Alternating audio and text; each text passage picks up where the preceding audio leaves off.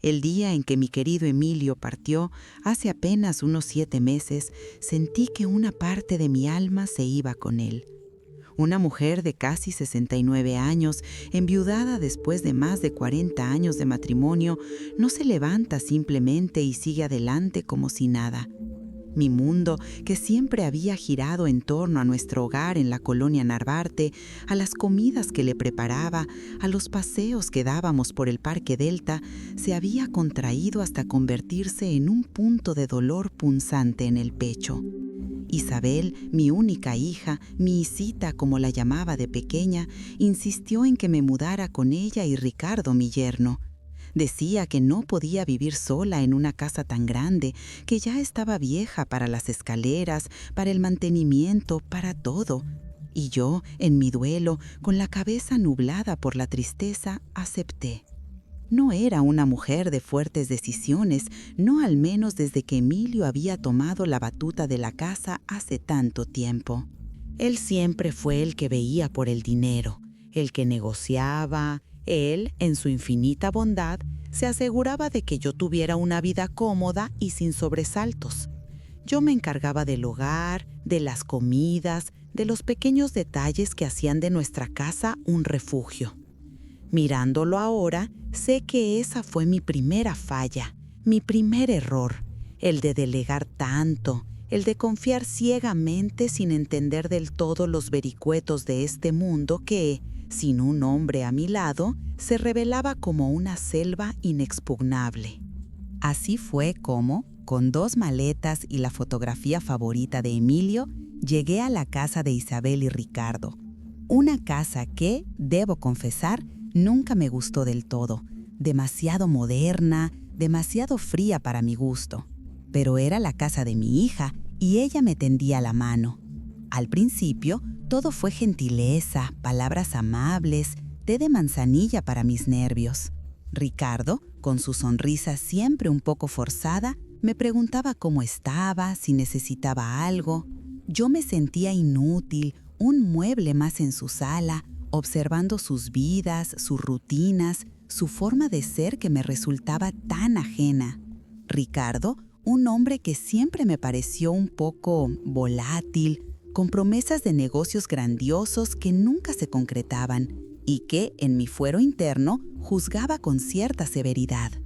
Era mi yerno, sí, el padre de mi querida nieta Sofía, pero nunca logré conectar con él del todo. Quizás mi culpa fue no intentarlo lo suficiente. Siempre mantuve una distancia, una crítica silenciosa en mi mente hacia su falta de estabilidad, hacia su forma tan moderna de ver la vida, tan distinta a la de mi Emilio. Yo era de otra época, de otros valores, y esa rigidez mental me impedía ver más allá. Era una madre controladora, sí, siempre con la idea de que sabía lo que era mejor para Isabel, y quizás esa actitud siempre fue una barrera entre nosotras y con Ricardo. Los días se transformaron en semanas, las semanas en meses, y la gentileza se fue desdibujando como una pintura vieja expuesta al sol. Primero fue una petición aquí, otra allá. «Mamá Elena, ¿podría ayudarme a doblar la ropa? No me da tiempo con Sofía». Yo lo hacía, claro, con gusto. «Abuela, ¿ya preparaste mi almuerzo? El de Isabel no me gusta», decía Sofía, mi nieta de 8 años, a quien yo había consentido en exceso desde que nació, quizás para compensar la distancia que sentía con su madre. Y yo, con una sonrisa, cocinaba para ella, especial para ella, porque mi Sofía era la luz de mis ojos, mi tesoro. Y mi yerno, Ricardo, empezó con comentarios cada vez más frecuentes, cada vez más directos. «Mamá Elena, ya que no tiene mucho que hacer, ¿podría encargarse de limpiar la cocina? Ya sabe, está uno tan ocupado con la chamba y las deudas». La palabra chamba se sentía como una daga, sabiendo que él llevaba meses sin un empleo fijo, viviendo de trabajos ocasionales y quién sabe qué más. Sus deudas eran un murmullo constante en la casa, un fantasma que acechaba en cada conversación, en cada recibo de luz sin pagar, en cada mirada preocupada de Isabel.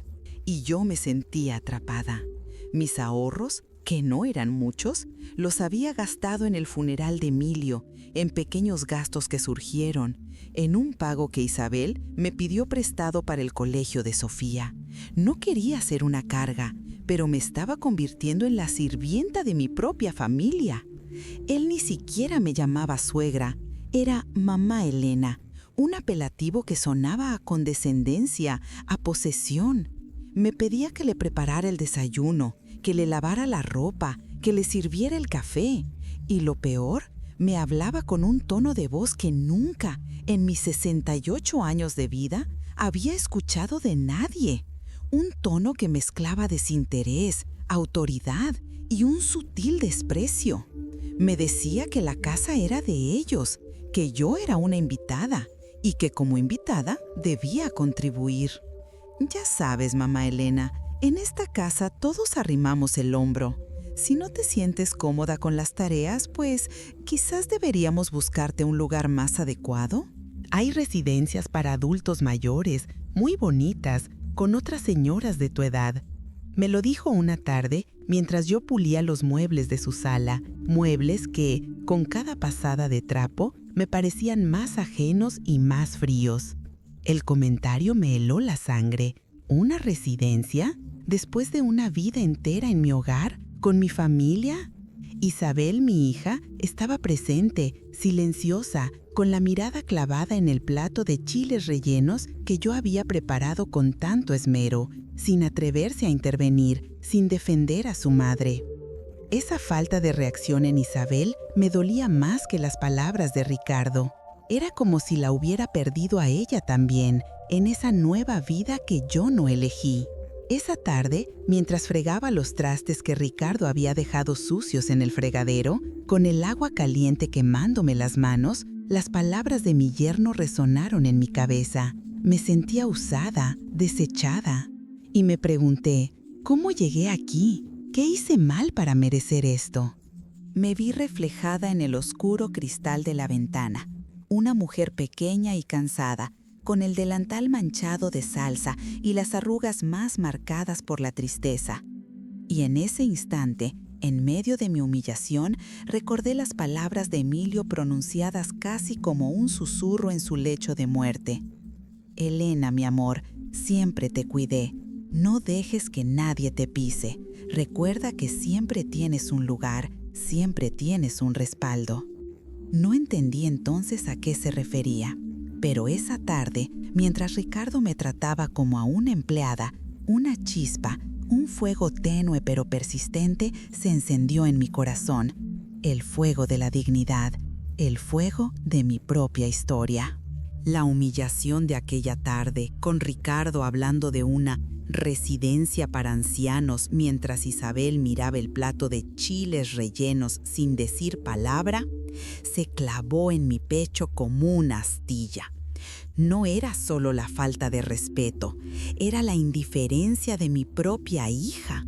Me sentí sola, más sola que nunca.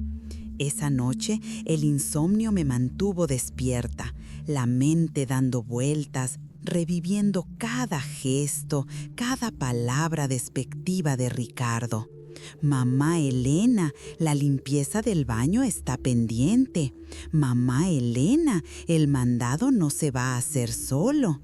Mamá Elena, Sofía quiere su fruta picada ahora mismo. Siempre con un tono que no dejaba lugar a discusión, un tono que transformaba mi ayuda en una obligación, mi presencia en una carga, mi amor en una herramienta. Y yo, con mi historia de madre controladora y esposa sumisa, no sabía cómo defenderme. Mi voz, que antes era firme en el hogar, se había reducido a un murmullo, a un sí, mijo, o claro, hija. Esa debilidad mía, esa incapacidad de enfrentar, fue parte de lo que permitió que la situación llegara a este extremo. A la mañana siguiente, el dolor en el alma era más grande que el dolor de mi espalda o de mis rodillas.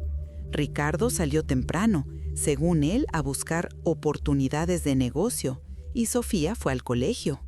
Isabel, con su rostro cansado, Me pidió que le ayudara a preparar el desayuno para el día siguiente, ya que ella tenía mucho que hacer.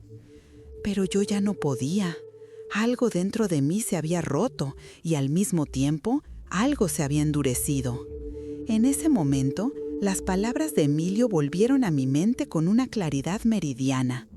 Elena, mi amor, siempre te cuidé. No dejes que nadie te pise. Recuerda que siempre tienes un lugar, siempre tienes un respaldo. Mira bien los papeles, los que guardé en la caja fuerte del estudio. La caja fuerte.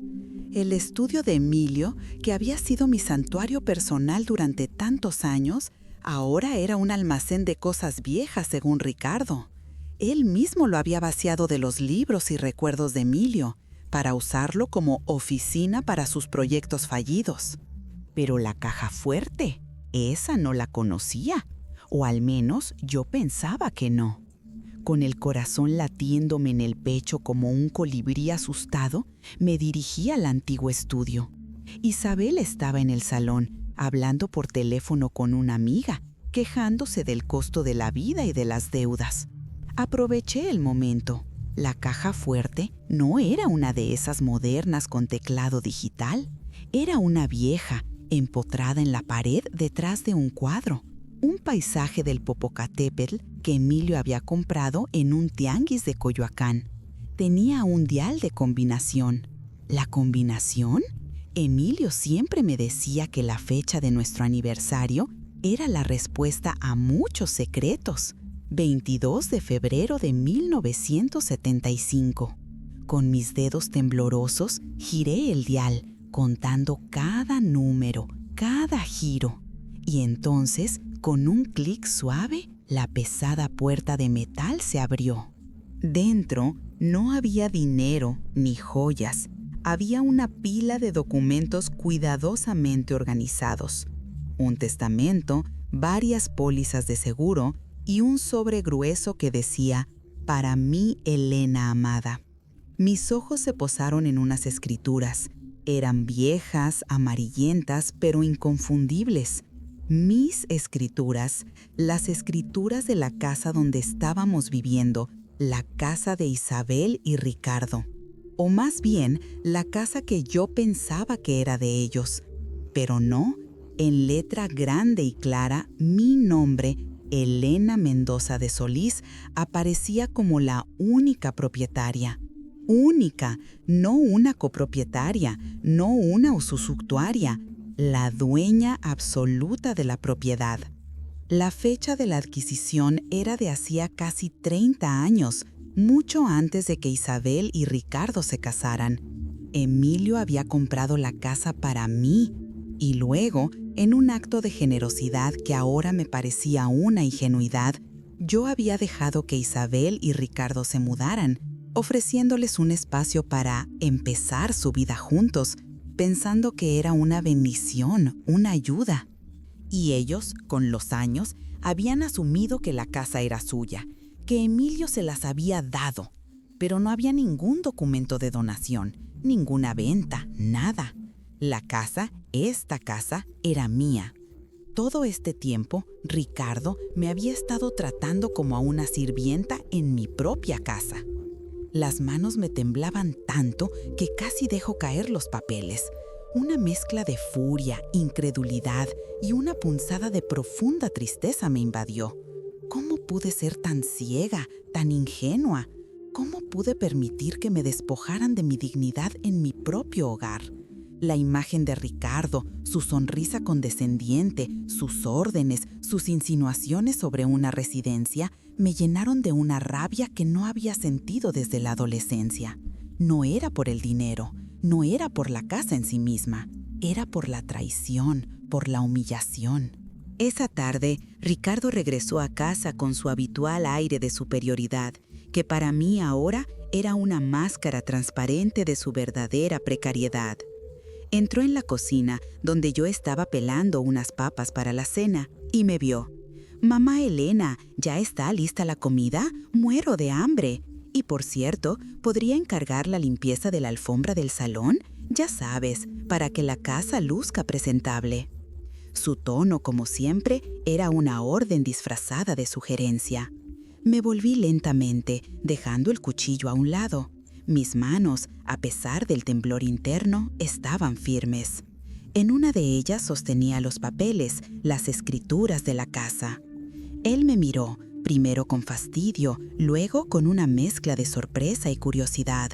«¿Qué es eso, mamá Elena? ¿Trajo los recibos del mandado? No me haga perder el tiempo, ando muy ocupado». Su voz era irritante. Lo miré directamente a los ojos, con una calma que no sentía. «No, Ricardo, no son los recibos del mandado, son algo mucho más importante». Le extendí los papeles. Él los tomó con desinterés, su mirada recorriendo las primeras líneas. Y entonces, como si un interruptor se hubiera apagado en su rostro, su sonrisa se borró. Sus ojos se abrieron, fijos en la letra grande y el nombre que aparecía como propietaria: Elena Mendoza de Solís. Él empalideció. El color se le fue del rostro, dejando una palidez cadavérica que contrastaba con sus ojos desorbitados. La mano que sostenía los papeles comenzó a temblar. Los dejó caer lentamente sobre la mesa de la cocina, como si de repente pesaran 1 tonelada. Su boca se abrió ligeramente, pero ninguna palabra salió, solo un leve jadeo. Me miró, una mirada de incredulidad, de pánico, de total desconcierto. Y en ese instante supe que Emilio, mi amado Emilio, siempre me había protegido, incluso después de partir. En ese instante supe que el poder no era solo el dinero, sino el conocimiento, la verdad. Si esta historia ya te ha conmovido, suscríbete al canal y deja tu like para no perderte ninguna de nuestras historias. El silencio en la cocina se hizo ensordecedor, roto solo por el goteo del grifo y el sonido distante del tráfico de la Narvarte. Ricardo seguía de pie, pálido como un lienzo, con la mirada clavada en las escrituras que yacían sobre la mesa como un veredicto. Isabel, que había entrado en la cocina con un delantal puesto, lista para ayudarme a preparar la cena, detuvo sus movimientos al ver la escena.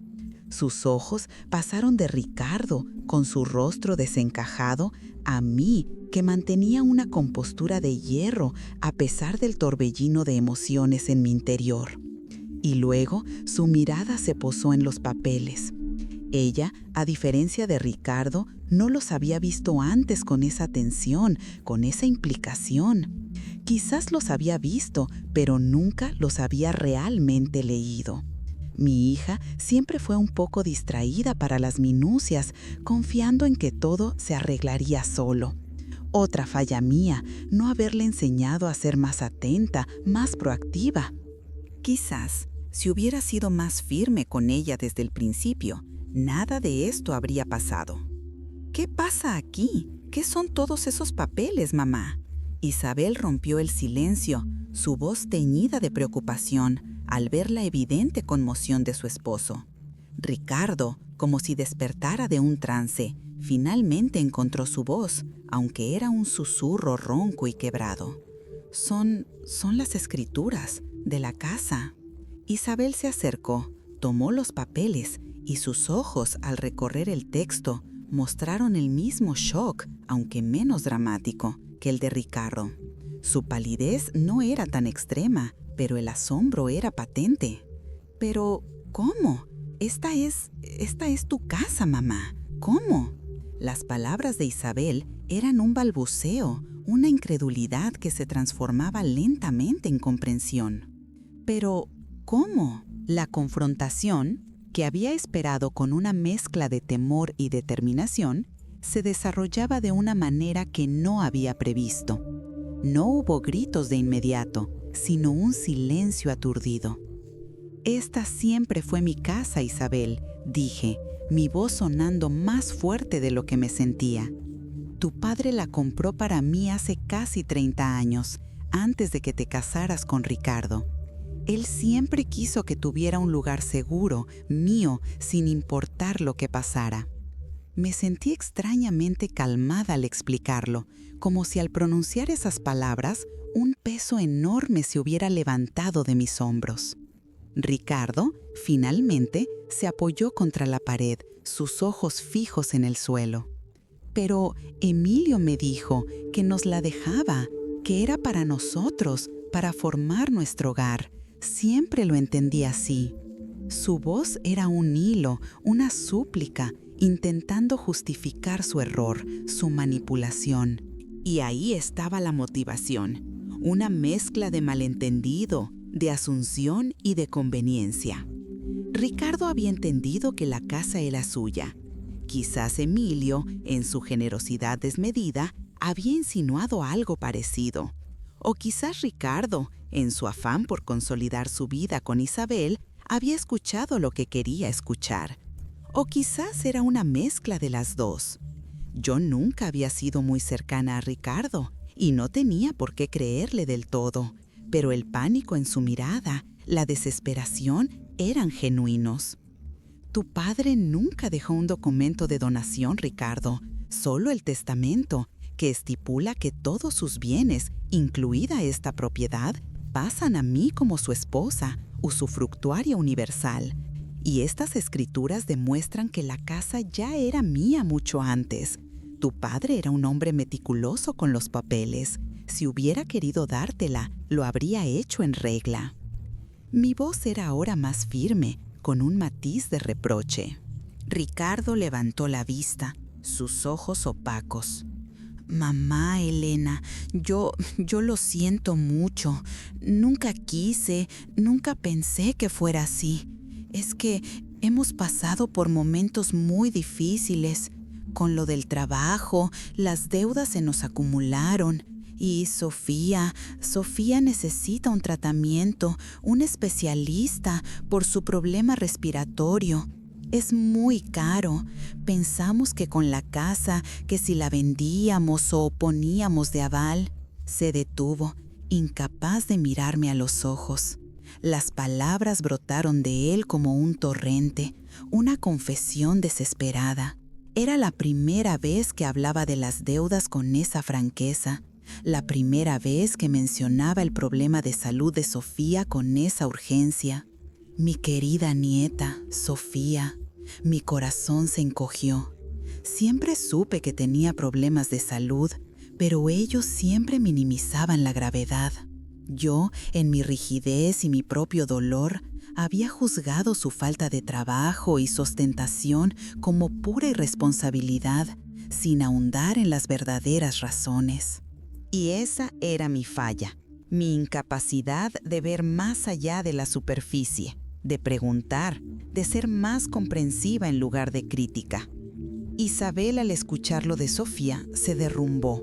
Sus ojos se llenaron de lágrimas y por primera vez en meses vi a mi hija realmente vulnerable. Mamá, es verdad, Ricardo no ha tenido chamba en meses, debemos en todos lados. Y Sofía, el doctor dijo que necesita un especialista que cobra una fortuna. No queríamos preocuparte. Tú recién habías perdido a papá, pero nos estábamos ahogando. Pensamos que si pudieras ayudarnos de alguna manera, pero no sabíamos lo de la casa. Ricardo solo dijo que papá les había dado la seguridad de la casa. Sus palabras, entrecortadas por el llanto, eran una mezcla de arrepentimiento y de su propia desesperación. Mi hija, mi Isita, la que siempre fue tan fuerte y reservada, estaba rota frente a mí. Y en ese instante, mi furia inicial se atenuó, dejando espacio a un complejo nudo de emociones. Sí, Ricardo me había tratado mal. Sí, Isabel había sido pasiva. Pero ellos también estaban sufriendo. El problema de Sofía me golpeó en el alma. Mi nieta, mi pequeña, en medio de esta tormenta. La avaricia de Ricardo, aunque mal disimulada, no venía de una maldad pura, sino de un desespero profundo, exacerbado por su propia ineptitud y la presión de las circunstancias. No los justificaba, pero los humanizaba. Me encontré en un dilema moral. ¿Los echaba de mi casa? ¿Demandaba que me pagaran alquiler? ¿O, a pesar de todo, extendía mi mano para ayudar a mi hija y a mi nieta? El camino de la venganza me pareció súbitamente vacío. El rostro de Sofía, sus ojitos vivaces, se cruzó en mi mente. No podía ignorar su sufrimiento, pero tampoco podía permitir que me siguieran pisoteando. Esta casa era mi refugio, mi herencia moral de Emilio. El peso de la decisión era abrumador. La noche que siguió a la revelación fue una de las más largas de mi vida. Me encerré en el pequeño cuarto que me habían asignado, un espacio que ahora, irónicamente, se sentía más mío que nunca. Las escrituras estaban sobre mi mesita de noche, recordándome la verdad. No pude dormir. Cada palabra de Ricardo, cada lágrima de Isabel, cada gemido silencioso de mi Sofía, que dormía en la habitación contigua, resonaba en mi mente. Mi corazón estaba en una encrucijada. Por un lado, la rabia. ¿Cómo habían podido? ¿Cómo habían osado tratarme así en mi propio hogar? La humillación era profunda, la traición palpable. Sentí el impulso de usar los documentos como un escudo, como una espada, para exigir respeto, para recuperar lo que era mío por derecho y dignidad. Quería que pagaran por cada palabra hiriente, por cada tarea impuesta, por cada mirada de desprecio. La imagen de Ricardo pálido, desmoronado, me daba una satisfacción momentánea, pero luego venía la culpa, un sentimiento amargo que me carcomía. Por otro lado, estaba mi familia, mi hija, Isabel, que aunque pasiva, ahora se mostraba frágil, asustada por la enfermedad de su hija y las deudas que la ahogaban. Y Sofía, mi nieta, la pequeña que no tenía culpa de nada, cuya sonrisa era el único sol en mis días grises. Su problema respiratorio, que ahora sabía que era más grave de lo que imaginaba, me oprimía el pecho. ¿Cómo podría negarle ayuda a mi nieta? ¿Cómo podría ver a mi hija sufrir? Esa era mi falla más grande, mi amor incondicional por Sofía, el que me había llevado a mimarla, a consentirla, a ignorar quizás otros problemas para solo ver su bienestar. Y ahora, ese mismo amor era la clave de mi dilema. Decidí que necesitaba hablar con alguien que no estuviera involucrado emocionalmente. Mi amiga de toda la vida, doña Carmen. Ella vivía en una vecindad cercana, en la misma colonia Narvarte, y siempre había sido mi confidente, mi hermana del alma. Ella me conocía mis fortalezas y mis debilidades. A la mañana siguiente, cuando Ricardo había salido a buscar algo y Sofía estaba en el colegio, le dije a Isabel que iba a visitarla. Isabel, con los ojos hinchados por el llanto, apenas asintió. No me preguntó nada más. Supongo que la vergüenza y el miedo la tenían paralizada. Doña Carmen, con su rostro arrugado por el tiempo y el trabajo, pero con una chispa inquebrantable en los ojos, me recibió con un abrazo apretado. Le conté todo, desde la muerte de Emilio, mi mudanza, el trato de Ricardo, las escrituras, hasta la confesión de las deudas y la enfermedad de Sofía. Hablé durante horas, las palabras brotando de mí como un río desbordado. Carmen escuchó con atención, sirviéndome un café de olla humeante, sin interrumpir, solo con gestos de comprensión. «Ay, mi Elena», dijo finalmente cuando terminé, su voz suave. «Siempre fuiste tan confiada, tan de buen corazón. Y también, debo decirlo, un poco orgullosa. Siempre te gustó que la gente pensara que todo estaba perfecto en tu casa, que Emilio lo arreglaba todo. Y sí, Emilio era un buen hombre, pero también te dejó un poco desamparada en estas cosas de los papeles, ¿verdad? No te enseñó a defenderte sola. Y tú, por no querer ver las cosas como eran, te aferraste a esa idea de que todo estaba bien». Sus palabras fueron un golpe de realidad. Tenía razón. Mi orgullo, mi ceguera autoimpuesta, Mi tendencia a delegar todo en Emilio y luego a juzgar a Ricardo por su falta de previsión cuando yo misma había sido tan pasiva.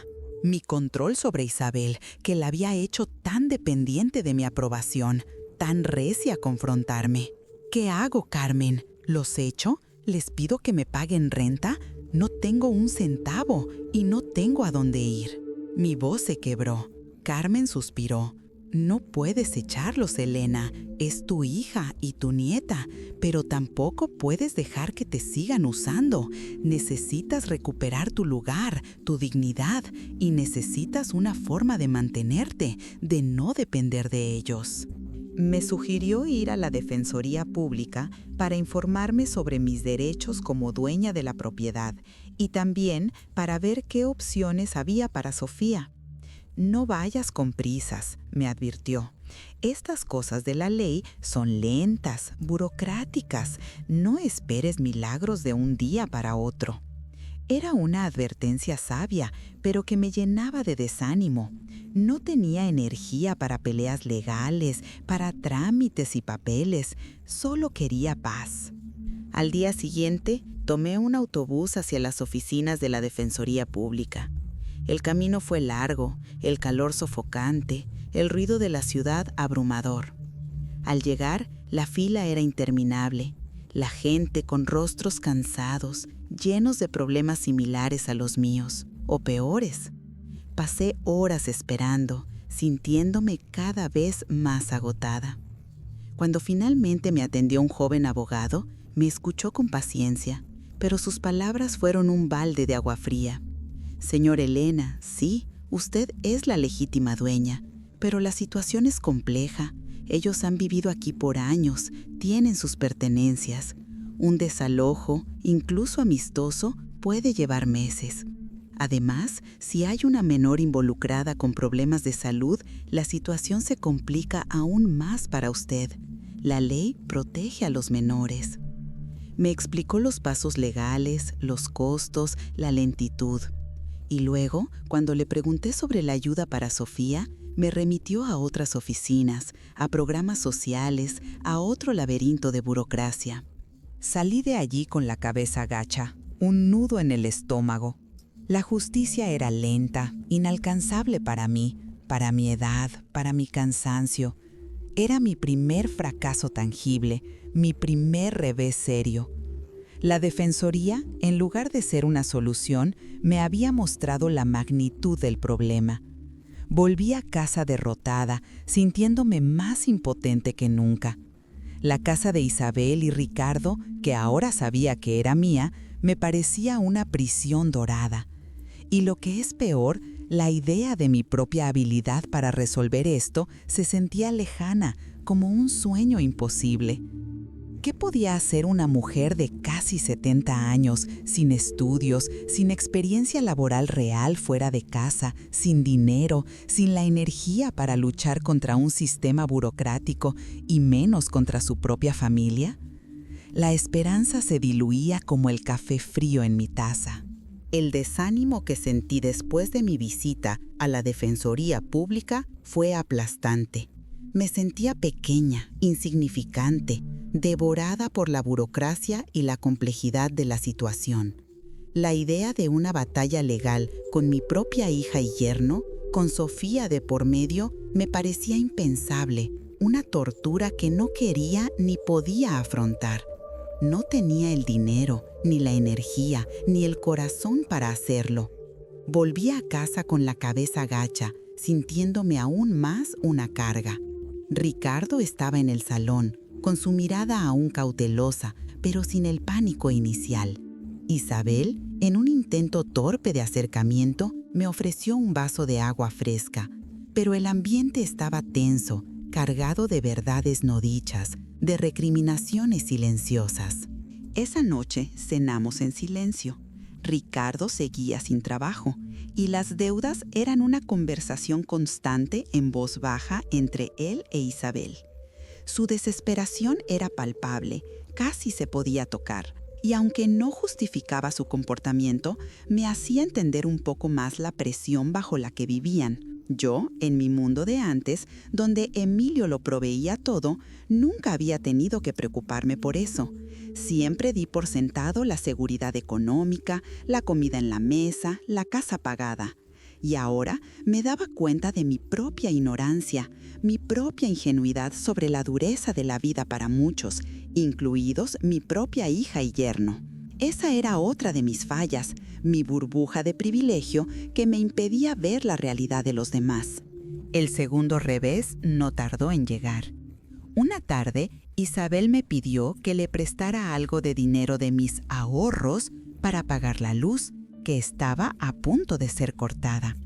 Mis ahorros eran mínimos, lo poco que quedaba del funeral de Emilio y lo poco que Emilio había logrado guardar en efectivo antes de su partida. No eran grandes cantidades. «Hija, no tengo mucho», le dije con sinceridad. «Lo poco que me queda apenas me alcanza para mis medicamentos y alguna que otra cosita. Ya gasté en los arreglos de papá y en el anticipo del colegio de Sofía, ¿recuerdas?». Isabel me miró con desilusión, sus ojos vidriosos. «Pero, mamá, tú siempre tuviste ahorros. Papá era tan previsor. ¿Cómo es posible que no tengas nada?». Su frustración era evidente y me hizo sentir una punzada de culpa.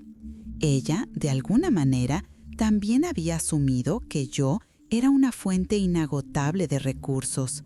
Y yo, en mi deseo de mantener las apariencias, de no mostrar debilidad, nunca le había dicho la verdad de nuestra situación financiera real después de la jubilación de su padre. Esa fue otra falla, mantener una fachada que ahora se desmoronaba. Ricardo, al escuchar la conversación, intervino con su tono habitual, aunque ahora con un toque de cautela. «Mamá Elena, quizás podríamos usar la casa como aval para un préstamo. Ya sabemos que es suya, pero podríamos hipotecarla un poco, conseguir un dinero para salir de esto y para lo de Sofía, y luego nosotros pagaríamos los intereses». La propuesta me hizo sentir un escalofrío. Hipotecar la casa, mi único refugio, mi herencia moral, era demasiado arriesgado. ¿Qué pasaría si ellos no podían pagar?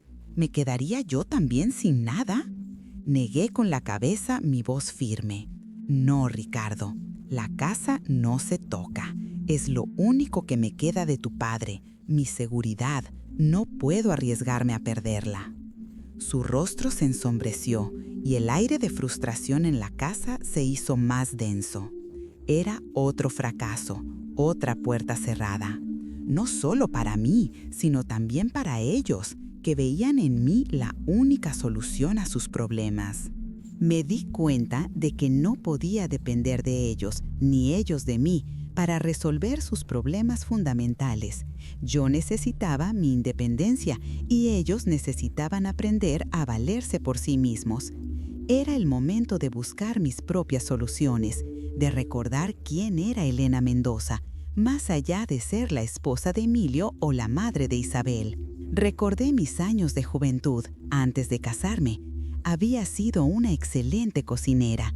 Mi madre, que en paz descanse, me había enseñado todos los secretos de la cocina tradicional mexicana. Mis tamales, mis chiles rellenos, mis sopes siempre fueron famosos en el barrio. Después de casarme, Emilio siempre insistió en que no trabajara, que mi lugar era en casa, y yo, por complacerlo, por seguir las costumbres de la época, me dejé llevar. Otra falla, la de no haber cultivado mi propio camino, mis propias ambiciones. Pero esa habilidad, esa pasión por la cocina seguía viva en mí, latente como una brasa bajo las cenizas. Un día, mientras preparaba unos frijoles refritos para Sofía, me di cuenta. Podía cocinar, podía vender comida. No sería mucho, pero sería algo. Empecé a hablar con doña Carmen. Ella, con su sabiduría de barrio, me animó. «Claro que sí, Elena. Tus chiles rellenos son los mejores de la Narvarte. Empieza de a poquito. Ofrece a los vecinos, a los de la tienda de la esquina». Me prestó un poco de dinero, unos 100 pesos, para comprar los primeros ingredientes, a condición de que se lo devolviera cuando pudiera. No te preocupes, Elena, es una ayuda, no una deuda, pero aprende a valerte por ti misma. Con ese pequeño empuje, me lancé. Preparé una docena de tamales de rajas y de dulce y unos cuantos sopes con carne. Salí a la calle con un pequeño cartel hecho a mano, sintiendo una mezcla de vergüenza y determinación. Me paré en la esquina, cerca de la tienda de abarrotes. La gente pasaba, algunos me miraban con curiosidad, otros con lástima. Nadie compraba. Me quedé allí, de pie, bajo el sol implacable del mediodía durante horas. No vendí nada. Mis pies dolían, mi corazón se encogía. Los tamales se enfriaron, los sopes se endurecieron. Volví a casa derrotada, el cartel enrollado bajo el brazo. Otro fracaso. Un revés que me recordó lo difícil que era empezar de cero, lo difícil que era ganarse la vida. Isabel me vio llegar y aunque no dijo nada, su mirada de preocupación no pasó desapercibida. Ricardo, por su parte, solo me miró con un aire de superioridad, como si mi intento hubiera confirmado su idea de mi inutilidad. Pero esta vez su mirada no me hirió, solo me dio más fuerza. No me rendiría, no esta vez. El olor a masa de maíz y chile guajillo comenzó a llenar la casa, un aroma familiar que me transportaba a mi juventud, a las enseñanzas de mi madre. Después de los fracasos iniciales con los tamales y los sopes fríos, entendí que no podía ser tan ingenua. No bastaba con cocinar bien, había que saber vender, promocionar y sobre todo perseverar. Doña Carmen me había dado un empujón crucial y aunque el primer intento fue un desastre, su apoyo incondicional me mantuvo a flote. No te rindas, Elena, la gente no te conoce así. Empieza por lo que sabes hacer mejor y luego expande. Así que, después de un día de lamentos y de pensar en tirar la toalla, me levanté al día siguiente con una nueva estrategia. No vendería en la calle, no todavía. Empezaría desde casa. Prepararía comidas por encargo, pequeñas raciones para los vecinos que ya me conocían de vista. Empecé con mi especialidad, los chiles rellenos, esos que tanto le gustaban a Emilio. Cociné una tanda pequeña, con los pocos pesos que me quedaban. Luego, con un cuadernito y un lápiz, fui de puerta en puerta. Primero con los vecinos más cercanos de la vecindad, aquellos con los que había intercambiado alguna palabra a lo largo de los años. Me costó. La vergüenza era un velo que cubría mi rostro y mi voz, al ofrecer mi comida, era apenas un susurro. Algunos vecinos, como la señora Berta de la puerta de enfrente, me miraron con curiosidad, pero no compraron. Otros, como el señor Ramón, el dueño de la tintorería, me dijo con amabilidad que ya tenía su cocinera. Eran pequeños rechazos, pero que dolían. Mi orgullo, ese viejo compañero de viaje, se resentía. Esa era otra de mis fallas, mi incapacidad para lidiar con el fracaso y el rechazo, siempre buscando la perfección, la aprobación. Pero no podía darme el lujo de ceder. Esta vez, la dignidad y la necesidad eran motores más poderosos que la vanidad. Finalmente, una tarde, la señora Elvira, una vecina que vivía 2 casas más allá, me hizo el primer encargo. ¿Sabes qué, Elena? Me he cansado de cocinar para mi esposo. Tráeme 2 porciones de tus chiles rellenos con arroz, a ver qué tal te quedan. Pero que no piquen mucho, ¿eh? Fue una pequeña victoria, una chispa de esperanza. Cociné con todo mi amor, como si estuviera preparando para Emilio. Cuando le entregué la comida, su sonrisa y el pago en efectivo me dieron un subidón de adrenalina. Había ganado mis primeros pesos con mi propio esfuerzo, mis propios pesos. Los encargos empezaron a llegar lentamente, de boca en boca. La señora Elvira le contó a su comadre y la comadre a su hermana. Pronto, mi cocina, que antes era un santuario solo para mi familia, se convirtió en un pequeño centro de producción. No eran grandes volúmenes, apenas unas cuantas porciones al día, pero era un inicio. Recuerdo el día que compré un pequeño letrero de madera en el tianguis local que decía «Cocina casera de mamá Elena». Lo colgué discretamente en la entrada de la casa, sintiendo una punzada de satisfacción. Mientras tanto, la situación en casa era una mezcla extraña de tensión y un incipiente cambio.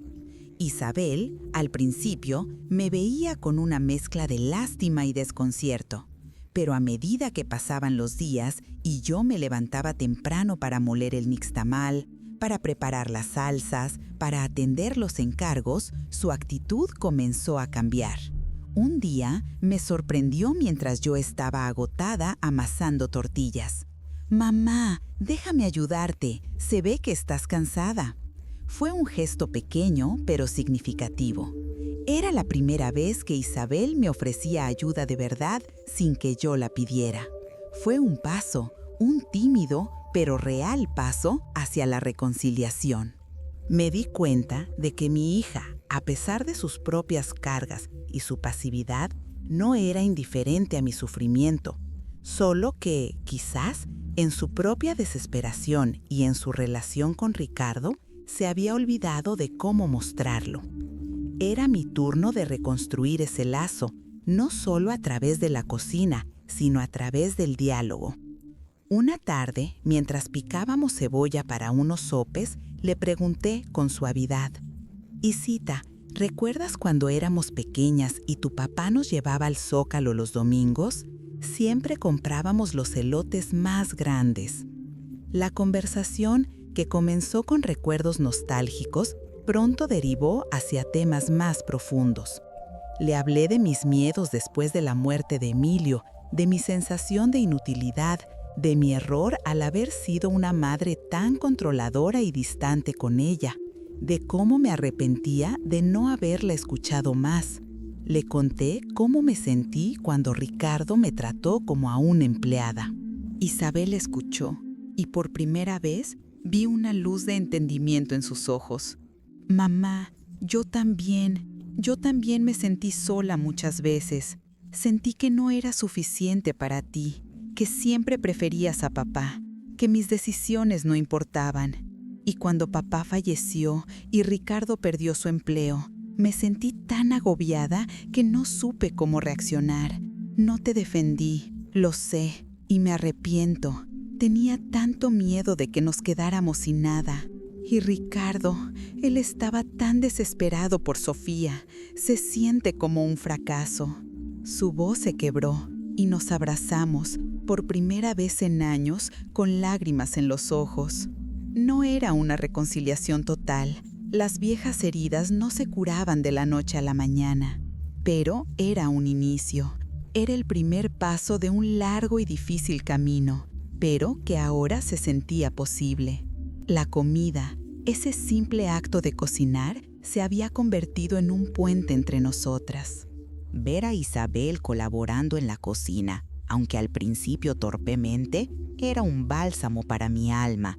Sus manos, que antes parecían rehuir las tareas del hogar, ahora se movían con una creciente familiaridad entre los sartenes y los ingredientes. Ella lavaba los chiles, picaba la cebolla y a veces incluso se atrevía a probar mis salsas, ofreciendo tímidas sugerencias. Esa era mi Isabel, la que había crecido bajo mi sombra, la que ahora empezaba a florecer con una nueva autonomía. Ricardo, por su parte, seguía en su búsqueda intermitente de empleo. Sus ojos, antes llenos de pánico y frustración, ahora mostraban una mezcla de vergüenza y un atisbo de resignación. La confesión sobre las deudas y la enfermedad de Sofía, aunque forzada, había abierto una pequeña fisura en su armadura de autosuficiencia. El ambiente en casa, aunque aún frágil, había cambiado. Los gritos ocasionales que antes se escuchaban entre ellos ahora eran susurros, discusiones más contenidas. Mi letrero de cocina casera de mamá Elena en la entrada Parecía recordarle a Ricardo, cada vez que salía y entraba, que yo no era una simple huésped, sino la dueña de la casa, y ahora también una mujer con su propio medio de sustento. Un día, Sofía, que había estado más decaída de lo habitual por sus problemas respiratorios, tuvo una crisis.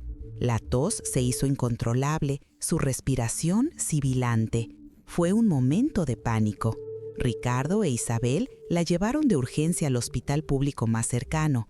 Yo me quedé en casa, rezando con todo mi corazón, sintiendo la impotencia de no poder hacer más.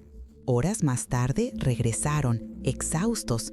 El médico les había dicho que el tratamiento que Sofía necesitaba era vital, pero las medicinas y las consultas con el especialista eran un lujo que no podían permitirse. La desesperación volvió a apoderarse de ellos. Fue entonces cuando Ricardo tuvo un cambio de actitud más profundo. Al día siguiente me encontró en la cocina preparando los pedidos. Su rostro, aunque aún ojeroso, no tenía la misma arrogancia de antes. «Mamá Elena», dijo, su voz sorprendentemente suave. «Conseguí una chamba temporal. Es en construcción, es pesada, pero pagan por día. No es mucho, pero es algo. Para la comida, para las medicinas de Sofía, para que no nos corten la luz». Sus ojos me miraron con una vulnerabilidad que nunca le había visto. «Y lamento mucho cómo la he tratado. No tengo excusa. Estaba desesperado y me desquité con usted. Me siento un idiota». Fue una disculpa sincera, aunque torpe, de un hombre que se sentía acorralado. Mi corazón, que aún guardaba las cicatrices de su trato, sintió un ligero ablandamiento. Mi falla de juzgar, de no ver su sufrimiento, se hizo más evidente. Quizá no era un demonio, solo un hombre que había tomado decisiones equivocadas bajo presión.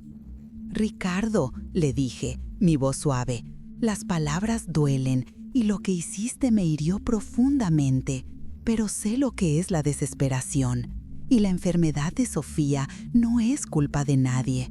Lo importante es que todos luchemos por ella».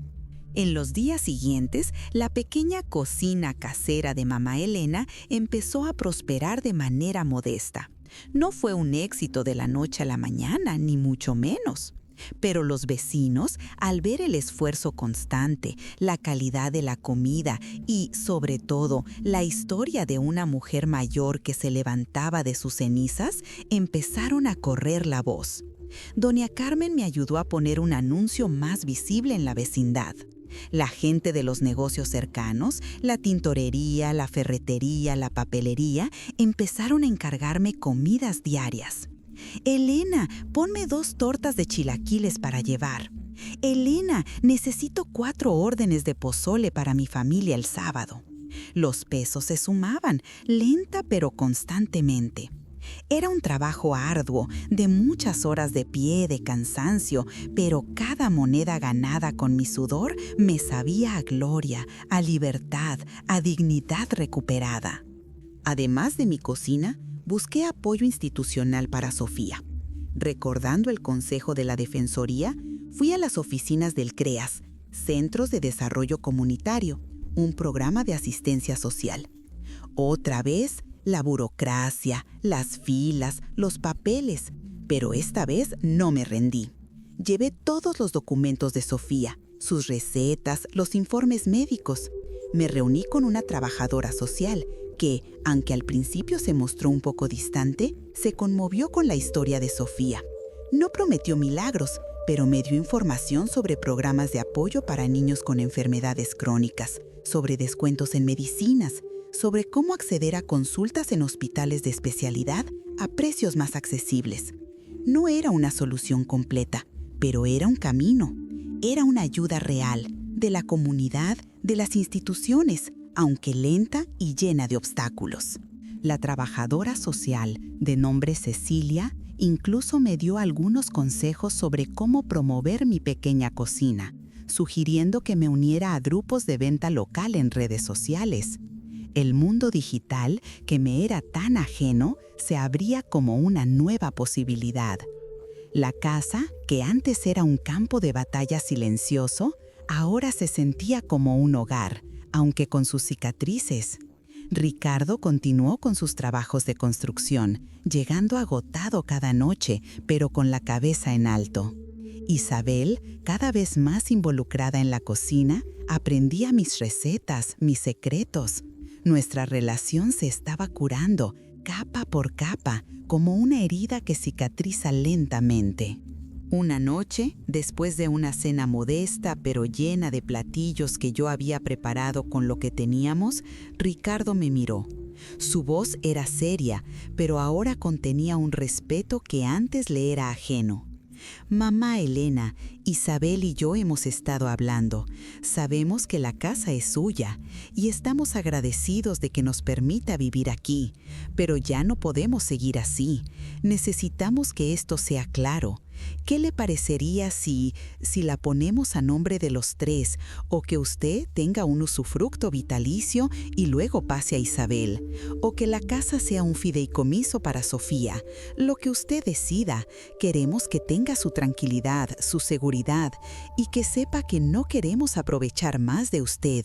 Queremos que esto sea justo para todos, especialmente para Sofía. La propuesta me sorprendió. Era el gesto que esperaba, el reconocimiento de mis derechos, la asunción de su responsabilidad. Pero también era una oportunidad para la reconciliación. No buscaba una venganza, sino paz, y paz para mi nieta. Miré a Isabel, quien asintió con los ojos llenos de una sinceridad que no había visto en ella en años. Mamá, por favor, lo que sea mejor para ti y para Sofía. Mi corazón se llenó de una emoción compleja. La ira y el dolor del principio se habían disipado, dejando un residuo de tristeza por el tiempo perdido, por las palabras hirientes. Pero también había esperanza. No quiero la casa solo para mí, dije, mi voz suave. Quiero que Sofía tenga un futuro, un lugar seguro. Y quiero que ustedes, que todos aprendamos a vivir con respeto y cariño. Propongo que la casa se quede a mi nombre, sí, pero que hagamos un documento legal, un convenio, donde quede claro que Isabel y tú tienen el derecho de vivir aquí, siempre y cuando cuiden la propiedad y contribuyan con los gastos. Y sobre todo, que la casa, el día que yo ya no esté, pase directamente a Sofía. Ella es el futuro, nuestra sangre, y que todos trabajemos juntos para su tratamiento, con lo poco que podamos.